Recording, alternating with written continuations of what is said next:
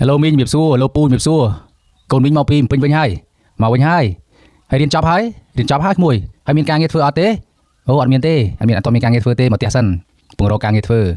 ើជំមីងមកឲ្យគាត់ទៅធ្វើការរោងចក្រទៅអូគាត់មិនធ្វើទេគាត់រៀនចប់បញ្ញាធ្វើរោងចក្រមិនខ្ញុំនិយាយអំពីរឿងពិតនេះមួយដើម្បីបងប្អូនបានគិតទាំងអស់គ្នាថាតើមានទេបញ្ហាសពថ្ងៃសិស្សដែលចប់បរិញ្ញាបត្រហើយរកការងារមិនបានធ្វើជាបញ្ហាទេសិស្សដែលចប់បញ្ញាបត្រហើយមិនហ៊ានទៅធ្វើការនៅរោងចក្រជាបញ្ហាទេដែលសិស្សចប់បរិញ្ញាបត្រគ្រប់គ្រងតែទៅធ្វើការនៅតាមម៉ាតលក់ដូរខ្ញុំថានេះជាបញ្ហា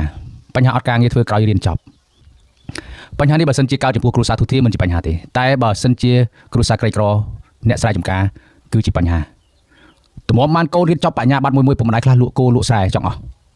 ពីព្រោះមួយខែមួយឆ្នាំទៅបងឆ្លាយយ៉ាងតិច500កូនចាយមួយខែយ៉ាងតិចក៏10 20ទៅ30ម៉ឺនពេលខ្លះផ្ញើអង្គពេលខ្លះផ្ញើត្រីងៀតត្រីឆ្អើទៅឲ្យកូនដើម្បីឲ្យកូនរៀនចប់តែដល់ពេលកូនរៀនចប់អត់មានការងារធ្វើតែដល់ពេលកូនរៀនចប់ទៅធ្វើការជំនាញផ្សេងកូនរៀនចប់មិនហ៊ានទៅធ្វើការរោងចក្រពីព្រោះបានបញ្ញាបត្របញ្ញាហើយមិនធ្វើការរោងចក្រតើនេះជាបញ្ហាអត់ខ្ញុំសួរទៅបងប្អូនហើយបញ្ហានេះគួរដោះស្រាយអត់គួរជជែកគ្នាដោះស្រាយអត់អ្នកណាជាតួអង្គដោះស្រាយបញ្ហានេះសាកលវិទ្យាល័យទី1គឺជាតួអង្គនៅក្នុងការដោះស្រាយបញ្ហានេះសាកលវិទ្យាល័យនៅស្រុកខ្មែរយើងភាគច្រើនយកសិស្សទៅបណ្ដុះបណ្ដាលនិស្សិត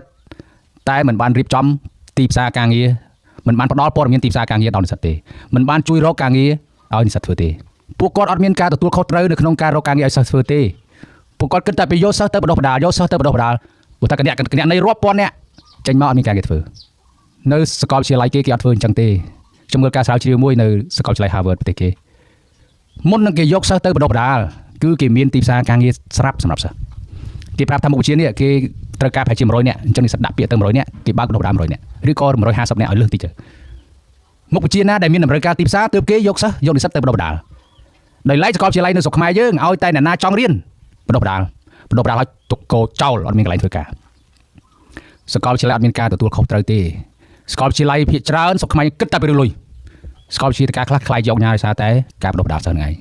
អត់បានគិតរកការងារសម្រាប់សិស្សទេអត់មានផែនទីការងារសម្រាប់សិស្សមើលទេទី2តួអង្គទី2គឺក្រសួងអប់រំយុវជននិងកីឡាបើក license ឲ្យសាកលវិទ្យាល័យបើកព្រំពេញនៅស្រុកខ្មែរបើកសេរីភាពឲ្យសាកលវិទ្យាល័យបណ្ដុះបណ្ដាលទៅអត់ខ្វល់ដល់ពេលរៀនចប់អត់មានការងារធ្វើ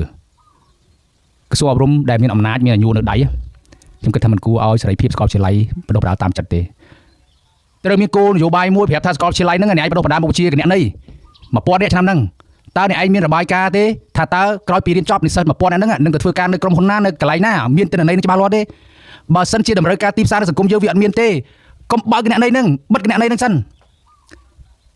ត្រូវធ្វើដោយក្រសួងមុខងារនិងសាធារណការរបស់អាយដាមហ៊ុនម៉ាណីមុននឹងគាត់បណ្ដុះបណ្ដាលឬគ្រូឬបុគ្គលិកសាធារណៈគឺគាត់ដឹងស្រាប់ថាសិស្សហ្នឹងរៀនចប់គេត្រូវការ500នាក់ឆ្នាំហ្នឹងគាត់រើសសិស្សបណ្ដុះបណ្ដាល500នាក់ឬក៏600 700ដើម្បីត្រៀមខ្លះសិស្សរៀនចប់មានការងារធ្វើតែម្ដងសិស្សអត់ខ្វល់ទេសិស្សដឹងតែរៀនប្រឹងរៀនហើយរៀនចប់មានការងារធ្វើនិស្សិតមានការងារធ្វើដោយឡែកសាកលវិទ្យាល័យយើងអត់មានផែនទីការងារឲ្យសិស្សមើលទេយកទៅបណ្ដុះបណ្ដាលឲ្យមានការងារធ្វើអត់មានការងារធ្វើជារឿងបែងអញដឹងតែបរៀនអញដឹងតែបណ្ដុះបណ្ដាលដឹងតែកើបលុយនេះជាបញ្ហាមួយនៅសាកលវិទ្យាល័យក្នុងស្រុកខ្មែរយើងជាសំណូមពរខ្ញុំទៅសាកលវិទ្យាល័យទី1សូមមានផែនទីការងារសម្រាប់និស្សិតមើលទី2សូមកុំជ្រើសរើសនិស្សិតហួសលើសពីតម្រូវការជាក់ស្ដែងនៅក្នុងទីផ្សារទី3ត្រូវមានរបាយការណ៍ការងារប្រមូលទិន្នន័យបង្កើតdepartment មួយនៅក្នុងសាកលវិទ្យាល័យនឹងមក job placement department ឬក៏ job placement office ដើម្បីត្រៀមរៀបចំប្រមូលទិន្នន័យតើស្រុកខ្មែរយើងគេត្រូវការគណនេយ្យប្រមាណឆ្នាំនេះគេត្រូវការបុគ្គលិករដ្ឋបាលប្រមាណគេត្រូវការបុគ្គលិកផ្នែក bank ប្រមាណបុគ្គលិកប្រមាណដើម្បីដឹងបើថាស្រុកខ្មែរយើងតម្រូវការ1000នាក់ទេបណ្ដុះបណ្ដាល1000ឬក៏1500នាក់បានហើយអាមិនក៏រើសយកទៅរាប់ម៉ឺននាក់ឲ្យរៀនកោយើងគ្នាក្រសួងអប់រំមិនគួរណាបើកសេរីភាពឲ្យសាកលវិទ្យាល័យធ្វើតាមចិត្តទេត្រូវតែមានញញួរមួយដើរគូសសាកលវិទ្យាល័យថាឥឡូវនេះអ្នកឯងបណ្ដុះបណ្ដាលសិស្សច្បាប់ហ៎